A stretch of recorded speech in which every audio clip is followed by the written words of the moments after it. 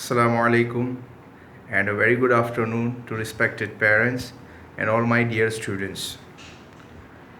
सबसे पहले ये अनाउंसमेंट जो अभी क्लास 10th और 12th में बोर्ड में एग्ज़ाम जो दी है 2019-20 में उसके रिलेटेड है, यानी previous year board students class 10 and 12 2019-20 parents और स्टूडेंट्स, आपको पता होगा कल सीबीएसई ने एक अनाउंसमेंट किया है कि जो 1 जुलाई से लेके 15 जुलाई तक जो पेंडिंग पेपर्स लेने थे वो अब कैंसिल हो गए हैं। क्लास 10th की एग्ज़ाम कैंसिल हो गई है और क्लास 12 की जो रिमेनिंग एग्ज़ाम है वो पोस्टपोन की है। अब क्लास 10 में अगर मैं डिस्कस करूं तो हमारे स्कूल में जो सब्जेक्ट्स है वो सारे सब्जेक्ट्स की एग्ज़ाम ऑलरेडी हो चुकी है, तो क्लास 10 में हमें ये अनाउंसमेंट इफ़ेक्ट नहीं करेगा। जो एग्ज़ाम आपने क्लास 10 में दी है उसके बेस पे रिज़ल्ट डिक्लेयर शॉर्ट टाइम में किया जाएगा। अब क्लास 12 की मैं बात करूं तो उसमें कॉमर्स में अरेबिक, हिंदी और बिज़नेस स्टडी बाकी है और साइंस में अरेबिक और हिंदी बाकी है।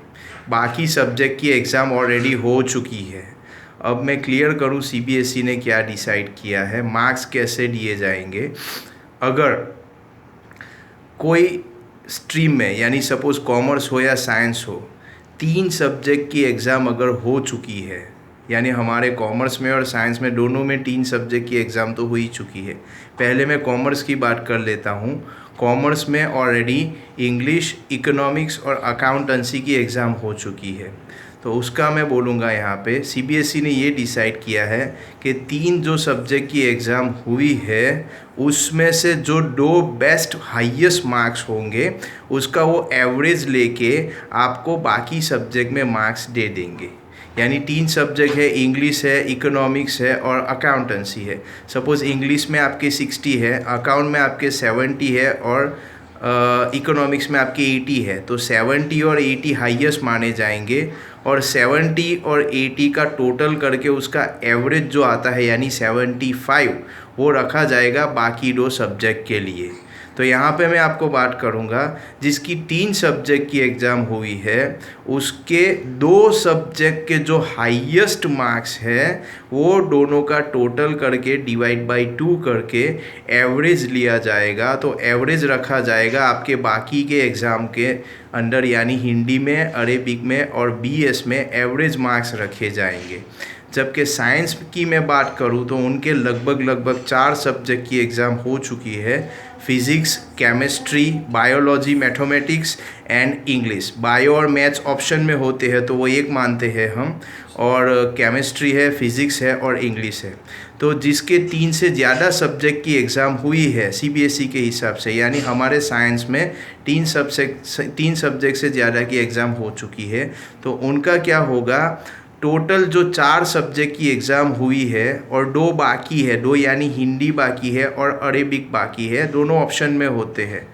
और अगर यहाँ पे 4 सब्जेक्ट में से जो 3 हाईएस्ट मार्क्स होंगे उसका वो लोग एवरेज निकालने वाले हैं।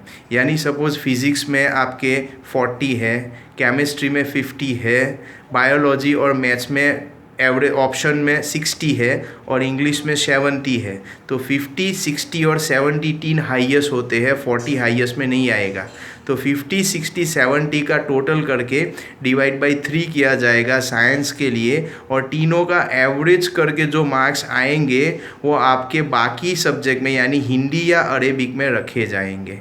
तो ये क्लियर बोला है सीबीएसई ने कि अगर 3 सब्जेक्ट की एग्ज़ाम हुई है तो 3 में से 2 बेस्ट जो है उनका एवरेज लिया जाएगा, और अगर 4 सब्जेक्ट की एग्ज़ाम हुई है तो 4 में से 3 जो बेस्ट है उसका एवरेज लिया जाएगा। और एक बात, अगर कोई स्टूडेंट्स ये रिज़ल्ट से खुश नहीं है, यानी जो मार्क्स सीबीएसई ने एवरेज रखे हैं उससे अगर खुश नहीं है, तो वो बाद में जब कंडीशन बराबर होगा तब सीबीएसई और एक ऑप्शनल एग्ज़ाम लेगा। जो सब्जेक्ट में आपने एग्ज़ाम अभी नहीं दी है उसके लिए आप बाद में एग्ज़ाम दे सकते हैं, और उसमें जो मार्क्स आएंगे वो फिर फाइनल हो जाएंगे। यानी सपोज़ अभी सीबीएसई ने रखे हैं 70 और बाद में आपने एग्ज़ाम दी है और आपके आए हैं 60, तो भी 60 ही लिए जाएंगे। यानी बाद में अगर आप एग्ज़ाम देते हैं और जो रिज़ल्ट आएगा वो फाइनल माना जाएगा।